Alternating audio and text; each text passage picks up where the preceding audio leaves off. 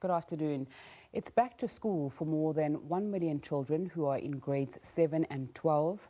Teaching and learning resumed this morning after over 2 months of no schooling due to the national lockdown. The Department of Basic Education is preparing to catch up on lost school time.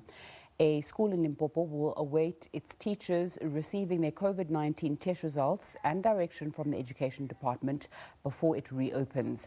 All teachers are in self-isolation after one of them tested positive last week.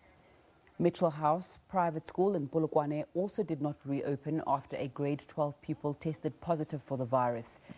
It's believed that the teacher who tested positive had attended a funeral. Let's get more on the reopening of schools. I'm joined by my colleague, SABC News reporter Mahlako Komane. Very good afternoon to you, Mahlako. You've been in Tembisa looking at what's happening with schools there. Tell us more.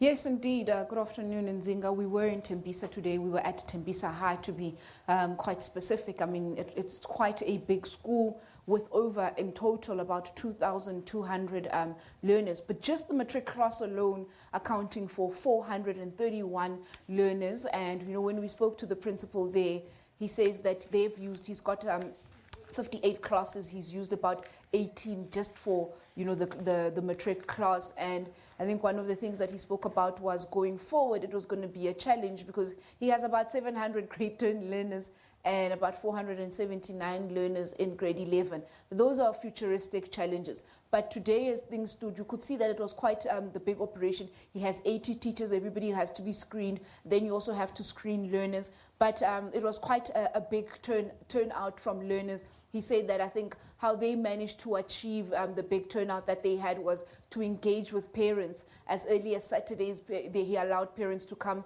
onto the school premise as well as having those meetings with parents, that particular meeting on Saturday, to just assure parents these are the plans, this is what we plan on doing, just to give them, I think, ease in terms of what is it that parents and their children, once they enter into the school ground, they can achieve. So for a big school like that, it was really quite the turnaround. But as you drove around the township, you saw other children from various schools actually going to schools. And it would seem that schools in that area having received their PPEs on Thursday. I think the last delivery took place on Thursday in that particular district to ensure that everybody was ready come Monday morning.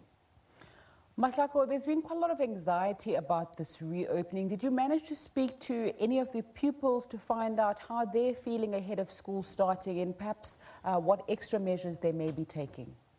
We know when we spoke to the students, Zinga, to the grade 12s, they were quite excited to be back, saying that, you know, it's obviously a little bit challenging for them because they can't hug your friends. Break time is not really the same anymore. You know, there's quite a lot of rules and regulations.